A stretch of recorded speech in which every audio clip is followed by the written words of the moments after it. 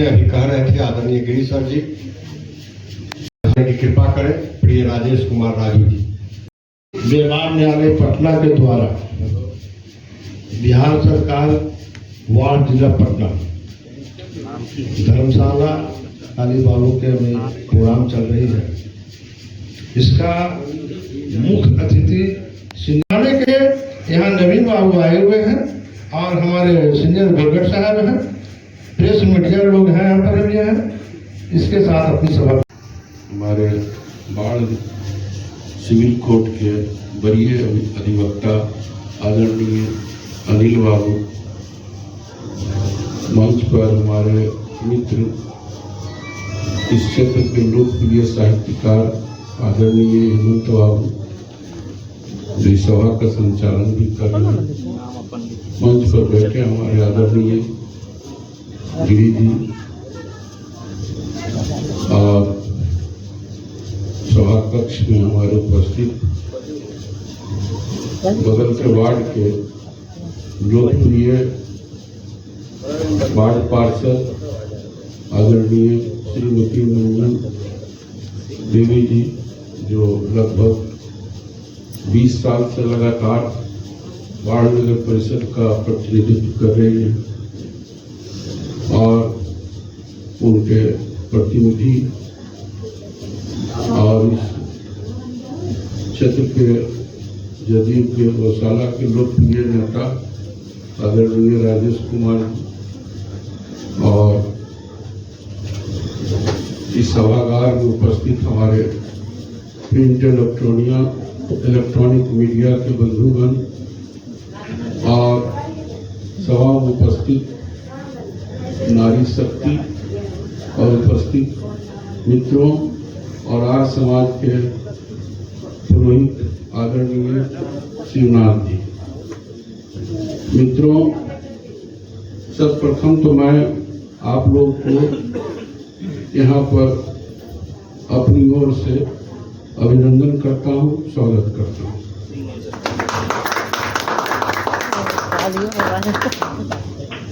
आज का सब्जेक्ट कन्या भ्रूण हत्या है, जो सिविल कोर्ट और हाई कोर्ट की ओर से निर्देशित है कि इसकी जागरूकता लोगों में दी जाए, जानकारी दी जाए। तो मैं पहले तो ये बता दूं कि कन्या भ्रूण हत्या एक कानूनी अपराध भी है और दूसरी ओर इस सामाजिक कुव्यवस्था, इस पर लोगों को जानकारी होनी चाहिए और जागरूकता होनी चाहिए। इसी के लिए यह सभा और यह मंच आयोजन किया गया।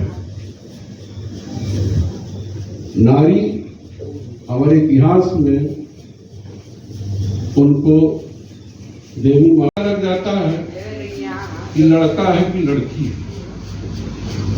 जिसके कुछ हमारे जो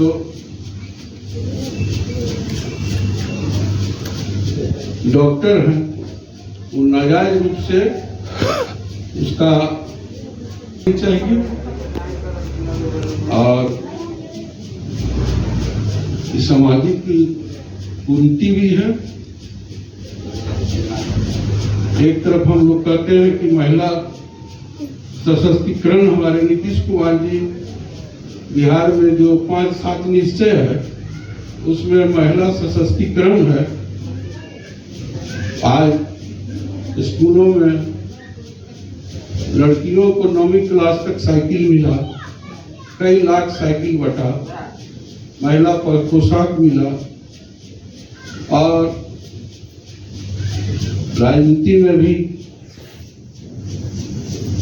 नगर परिषद, नगर निकाय, पंचायत में आधा स्थान महिला को दिया गया है। तो हर क्षेत्र में महिला बहुत आगे है। इसलिए इस सब्जेक्ट को, जो आज का सब्जेक्ट है, इसके द्वारा आप लोग ध्यान बटाएं और मोहल्ले में बताएं, लोगों को जागरूक करें। इन्हीं शब्दों से मैं पुनः आप लोग को धन्यवाद देता हूँ। धन्यवाद। सदैव नारी के प्रति सम्मान का भाव, श्रद्धा का भाव रखते आया है। हम सरस्वती को पूजते हैं। अब निकट ही है 14 फरवरी को हम सभी माता सरस्वती की आराधना करेंगे। विद्या देने वाली लक्ष्मी की पूजा करते हैं, धन देने वाली शक्ति की पूजा करते हैं। माता दुर्गा जो शारीरिक रूप से, मानसिक रूप से हमें मजबूत बनाती हैं, शक्ति प्रदान करती हैं। तो तमाम निधियां लुटाने वाली जो शक्तियां हैं वो नारी शक्तियां ही हैं। और इसके बावजूद अभी नवीन बाबू ने कहा कि कई ऐसे राज्य हैं, हरियाणा की चर्चा कर रहे थे, जहां लिंग अनुपात घट रहे हैं। कई सारे नौकरियां मुश्किल हो रही है क्योंकि लड़का के अनुरूप लड़की की संख्या घट रही है, जिसके चलते शादी करने का जो उनका उम्र है वो निकला जा रहा है। तो ऐसे संक्रमण दौर में हम सबों का यह दायित्व बनता है कि पूजा करें, बल्कि उनके वजूद, उनकी अस्मिता, उनकी इज्जत को महफूज रखते हुए हम लोगों से जहां तक हो सके उन शक्ति के संवर्धन में अपना योगदान दें। मैं बहुत ही श्रद्धा के साथ, अदब के साथ इस कार्यक्रम के मुख्य अतिथि, मुख्य वक्ता, हम लोग के अभिभावक और बाढ़ ही नहीं बल्कि पूरे पटना जिला और मैं तो कहूँगा कि प्रदेश स्तर पर वकालत के क्षेत्र में जिनके खास धमक है, एक खास चमक है, ऐसे हम लोग के आदरणीय श्री अनिल कुमार सिन्हा जी हमारे बीच आए हुए हैं, जो मुख्य रूप से इस विषय के अनुरूप अपनी बात को रखेंगे और हम सब निश्चित रूप से उनकी बातों को ध्यान से सुनेंगे और न सिर्फ ध्यान से सुनेंगे बल्कि उसे अंगीकार भी करेंगे, आत्मसात भी करेंगे।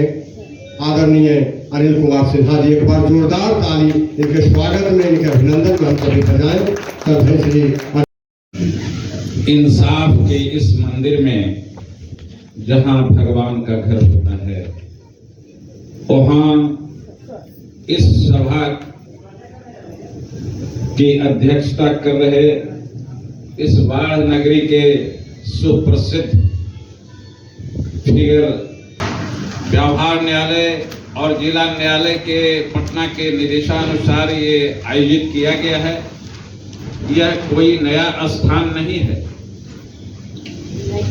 2005 से इसकी शुरुआत की गई थी और उसी जब शुरुआत की गई थी तो मेरे ख्याल से शुरुआत इसी स्थान से हुआ था, काली बाबू का धर्मशाला। और ये था बहुत, तब जो है सभी न्यायिक पदाधिकारी गण भी शिरकत करते थे इस विषय वस्तु पर परिचर्चा के लिए। परंतु बाद में सर्वोच्च न्यायालय में के निर्देशानुसार उन लोग को इससे मुक्ति दे दी गई। ऐसा इसलिए क्योंकि न्यायिक डिस्पोजल में बाधा उत्पन्न होती थी। मुझे याद है व्यवहार न्यायालय के तरफ से, जजेस के तरफ से, honourable high court of judicature at Patna की ओर से, न केवल judicature Patna, rather honourable the supreme court of India की तरफ से आप लोग का अभिवादन करता हूं। आप लोग के प्रति हार्दिक आभार व्यक्त करता हूं कि नवीन बाबू के दिशा निर्देश से सावधानी से आप लोग यहाँ उपस्थित हैं और इस वाणी को सुन रहे हैं। यहाँ पे लीगल अवेयरनेस, कानून से संबंधित बातों की जानकारी देने के लिए मुझे भेजा गया है। आज का विषय 3 है। पहला तो भ्रूण हत्या से संबंधित कानून, दूसरा महिलाओं से रिलेटेड कानून और तीसरा जो है दहेज डाउरी एक्ट से संबंधित। 3 विषय पर व्याख्यान देना है। तो मैं तो कहूंगा इन एडिशन टू 3 कि ये जो कानून है वो जन्म लेते ही स्टार्ट हो जाता है।